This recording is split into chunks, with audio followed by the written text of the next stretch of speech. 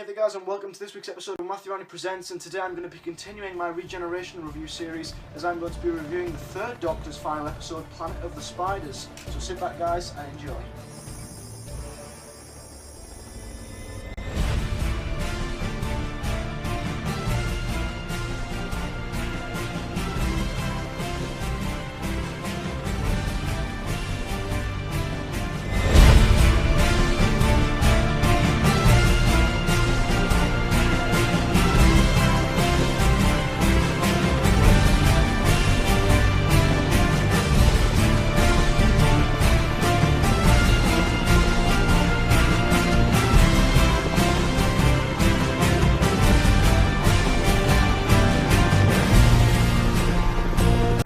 So then guys, let's get on to my review of Planet of the Spiders. So I'm going to first go through a couple of facts as always, telling you a bit about the episode. Of course, Planet of the Spiders was written by Robert Sloman and directed by the great Barry Letts. It was 6 parts long and it was transmitted between the 4th of May and the 8th of June in 1974. I've got a few quotes from the Regenerations boxer here to read out about the story.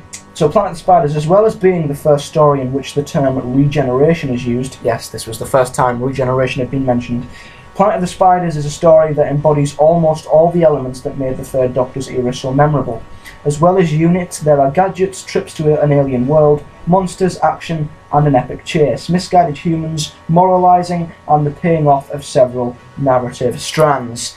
Of course, the Third Doctor's story, I mean, if you were to give anyone, I mean, if you were to, let's just say that you've not seen any Third Doctor stories before, and you wanted to watch one, and you wanted to know everything about the Third Doctor and his character and all his surroundings, and I'm so sorry if you can hear the wind in the background of this narration. It is fucking like 100-mile-an-hour winds outside. It's horrible.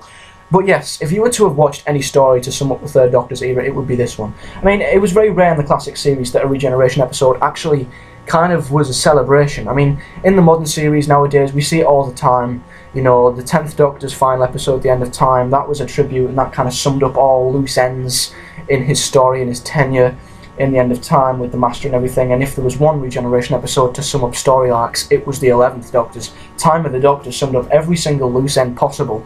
And the Third Doctor's Regeneration story, Planet of the Spiders, was the first classic story to actually sum up loose ends. And any loose ends that were left by any writers or any stories in the Third Doctor's era, they were closed. And this was the first time that they basically really said, okay, this is the end of an era and a start of a completely different one. So let's just close up every single loose end with the Third Doctor and let the Fourth Doctor start off with a new. And that worked so blooming well in this story. And of course, like I said, it was the first time the word regeneration had ever been mentioned, which was a lovely scene with the meddling monk, which I'll get to. So, first of all, if you're going to talk about anything in this story, you talk about the villain and the spiders. Obviously, if you've got arachnophobia, I wouldn't recommend having your eyes too close to the screen while watching this episode, but don't worry, the spiders are not that convincing. I mean, I'm not going to judge this episode on its special effects or its resources, because no one does that. You know, you don't judge a classic episode on its special effects or anything like that, because at times they can be a bit, oh my god, really? But that was it. That was what was good back then. That was the best they could do, and I have a feeling in 20 years' time we'll look at the technology we have now and probably think, wow, that was shit. So back then, what they did with what they could. They did the best with what they had. And although the spiders didn't look the most convincing, and you could clearly tell that below the spider's body there was a little stick, like a puppet, which was just making the spider bob up and down, they looked pretty realistic. They were believable and they were watchable. And at first they came across very creepy, and I hate spiders just to tell you all, I cannot stand spiders, just for the record. But yeah, throughout this story, the spiders became more creepy and scary and cringy to pretty much annoying. I mean, I don't want to repeat myself with the Cybermen back in my 10th Planet review, but the voices, again, just annoyed me. Each spider had the same voice, and they just repeated their motive over and over and over again, and you just thought, okay, I get it, I know what you're going to do. Instead of just talking about it, why don't you just act upon it? But no, they just went on, and the spiders just got a bit annoying, and I think apparently the Master was supposed to be in the Third Doctor's final story, because the Master was a heavily reoccurring character throughout the Third Doctor's tenure, and sadly, coming up to this story, Roger Delgado sadly died in a car accident, and was obviously unable to be in the story, so they got the spiders in instead. That's what I believe anyway. And I wouldn't exactly say that they were the greatest of enemies to end the Third Doctor's run, but they were watchable. They were tolerable, if I can get that word out. But they could have been better, and they got a bit annoying. Their motives was good though, because basically the spiders were. I mean, obviously, if you're a Third Doctor fan, you will know that back. I think it was the Green Death. I think that was the story when Joe was his companion. He went to Metabellus 3, which is where he goes back to in this story, and he steals a blue crystal. Well, he doesn't steal it, he takes it. He doesn't realise what its purpose and its power. Basically at the start of the story, Jo Grant, as you will all remember, she sends the Doctor this blue crystal from the Amazon. Not the website Amazon, for anyone who is stupid. Literally the South American rainforest that is the Amazon. He didn't get a post box on his laptop saying, "Oh yes, this is from off Amazon." No. But yes, she sends him a blue crystal, and the spiders realise this, and they possess some humans, and they possess the humans and go after the crystal and try and steal it back, because apparently this crystal can give them mental infinite power where they can take over the universe, pretty much every single generic motive we've ever heard in Doctor Who. But yes, running through the story, it was paced pretty well. I wouldn't say it was ever boring, but there was one part of the 6 episodes which was just completely pointless and redundant, which was episode 2. I mean, it was made up of an epic car chase, an epic air chase, and an epic boat chase, but then there was an awful death and a pointless solution, which equals the waste of episode 2. I mean, it was clearly a filler. They clearly didn't know what they were doing. It began with the spiders getting back the blue crystal. Somehow the blue spider was able to walk. I mean, it was possessing a human at this point, so it was not like you couldn't recognise a human being. This spider, possessing a human, managed to walk through units' front doors without getting spotted or shot. There was no security.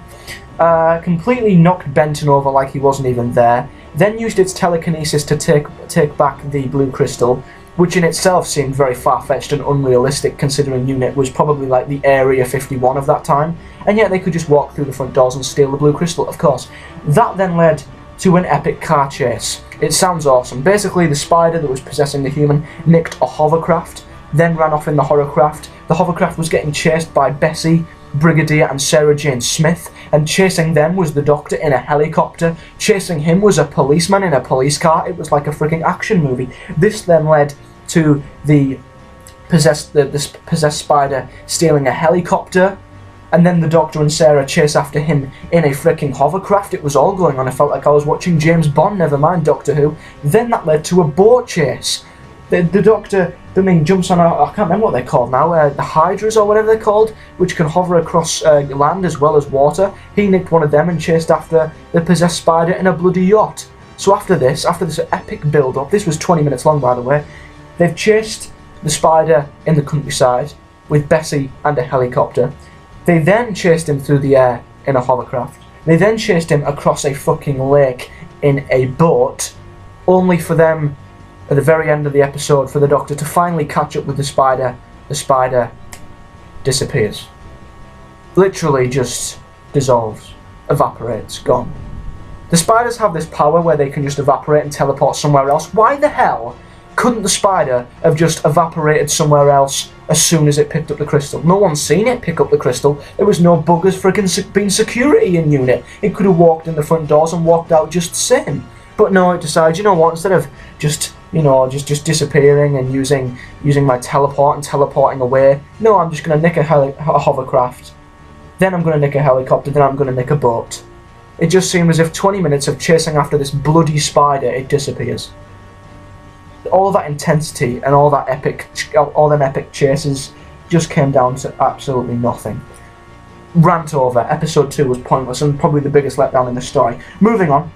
But yes, enough of that. As I said earlier, the Doctor went back to Metabellus 3, and once again was a great reference to the Green Death. But there was quite a lot of deaths on Metabellus 3. A lot of people were executed, a lot of people were electrocuted and killed, and this was where some of the bad acting came through. Now, the thing is with this story, the main cast, their acting is fine.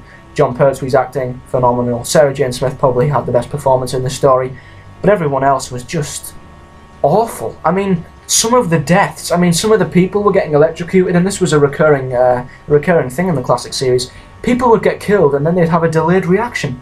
The spiders killed a couple of people who lived on the planet, and they stood there for about 3 seconds before thinking, oh, I'll die. They might as well have put a pillow on the floor and made themselves comfortable. That's how unrealistic the deaths were. James and me, actually, the deaths were so bad, me and James actually laughed at a few of them. They were that badly acted and badly executed.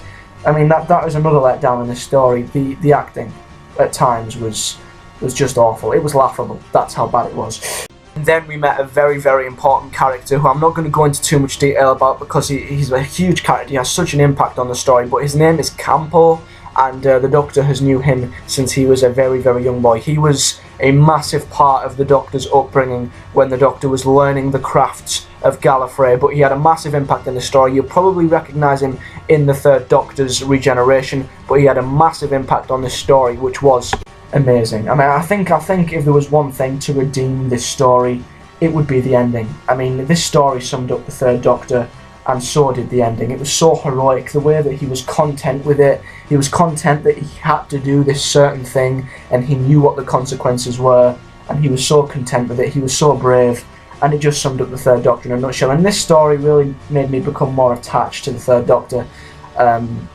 It definitely makes me want to watch more of his era.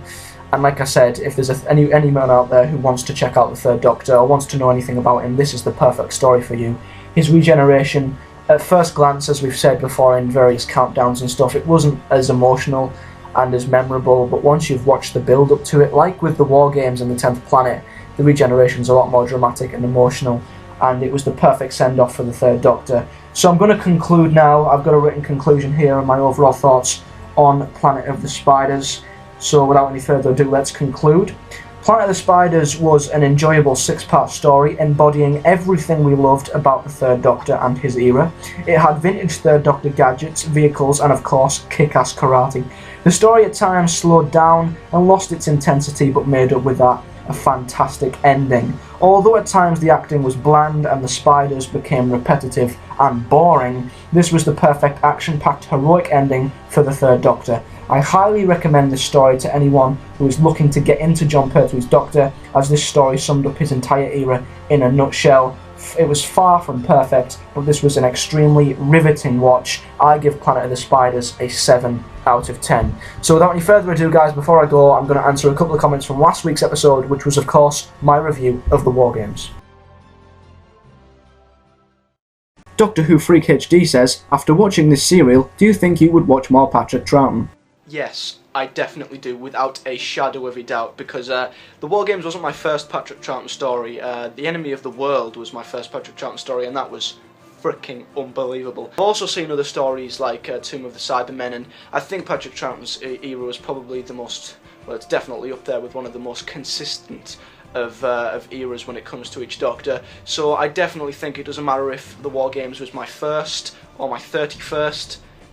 Did Patrick Troughton even do 31 stories? But nevertheless, it doesn't matter which story it was. It definitely, if I didn't want to watch more Patrick Troughton stories before the War Games, I definitely do now. And I recommend all you guys watch as many Patrick Troughton stories as you can get your hands on. James Legot says, I hate this story, with an exclamation mark. Now, it's fine people having different opinions. I mean, you can love and hate whatever episode you want. I personally, as you've probably seen, if you've not seen my review, there'll be a link somewhere. I loved this story, and you can say you hate it, and that's completely your opinion. But what I want you to do, James Legot, is to tell me why. You know, you can say I hate this story, fair enough, but I'm interested to see why you hate this story. Comment below in this video if you are watching and tell me why you hate the War Games, and also give your opinion on Planet of the Spiders as well. And if you hate this story as well, tell me why. XX Minty X says, what old enemies would you like to return?